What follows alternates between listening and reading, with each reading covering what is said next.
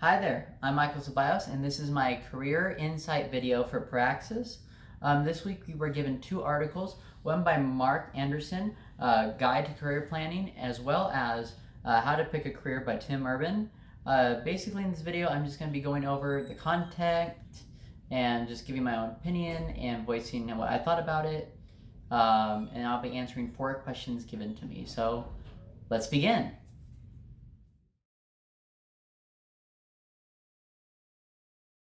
So to kick it off with the first question, the insight that I agree with from this week's content would have to be Tim Urban's example for the cook and the chef. In this, Tim Urban is basically saying that we have our cook, which is our reason by analogy, and our chef, the first principle. Chef being like someone that is not trying to, as he said, invent the wheel, but make something new. The cook is kind of just following in its place.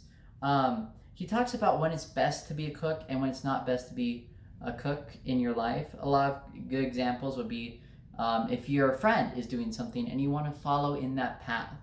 You know, it seems simple, it seems easy, let's go for it. Let's be the cook. But in other times, especially in your career, you really need to be the chef. The chef is really what's pushing for the stronger, more difficult challenge. A good example that I really emanate with this would be, for my personal opinion, was when I decided to do the freelance photography. I could have been the cook and went strictly into going to work at McDonald's or Lowe's or whatever was near me that I, as a 16-year-old at the time, could get into. But I decided, no, let me try and venture out and do something that I don't do, that most teenagers don't do. No one in my class decided to freelance and do something that they enjoy doing and try to get profit from it. I tried being a chef in that moment. And those are the things you really need to look at in your career. When is it best to take your reins on your life and become your chef? And when is it best to stay your cook?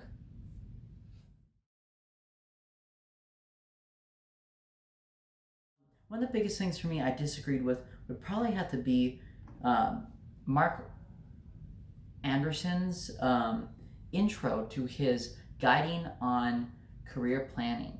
I really enjoyed some of his main points throughout this article, but the intro really didn't sell me.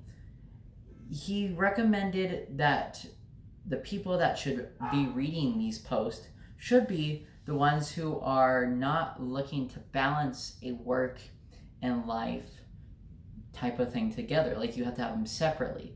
To me, that's how I read it, and I don't think that's something that I personally agree with. I always try to find a balance between work and life. You always have to have those kind of two, because at the point, if you don't have those, I think of it as, okay, you have yourself from your early childhood stage, then when you're able to start working, so somewhere around high schoolish, you stop. Continuing all this all the way till retirement. Then retirement, you can have your life. I just feel like you always have to have a balance. I always think it's something that will benefit yourself. You can't have too much stress in the work unless, even if you love your work, you're always going to want to have that relaxation and really enjoy your life. Because at the end of the day, you're only getting one life. Now, yes, you want to love your work, but at the same time, do you want to say at the end of your life, all I did was work? Or do you want to have that happy medium? Continue on to the third and fourth final questions. I'm going to do them together since they're kind of the same one, or at least they lead into the same thing.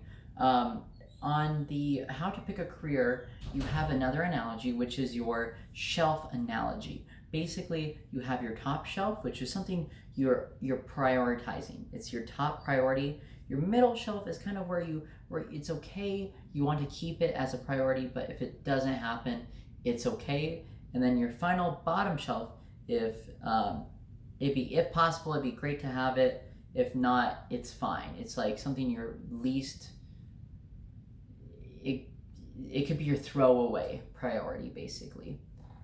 So to me, they ask you on your third question, what do you want to put on your top shelf and what do you want to put on your bottom shelf? There's a middle shelf right here, but let's just pretend it's here. So on my top shelf, I really want to have the learning and knowledge and growth. I think this is the biggest point in my life right now, especially being a part of the Praxis program. I really want to know, especially in these first few moments in life, knowledge. I want to soak up as much information as possible. And I think that's one thing that needs to be a priority for me, to get the experience to understand how things work, to be able to continue on in the workforce. I think that'd be one of the biggest things I want to keep as my top priority. And then finally, I think my bottom priority at this point in life would probably be my comfort zone. Now, it sounds weird to say it, but I've always kind of enjoyed having this kind of area where I could feel comfortable in a space, not really in the sense of like I don't feel comfortable in areas. Sometimes my confidence in things falls flat, so I like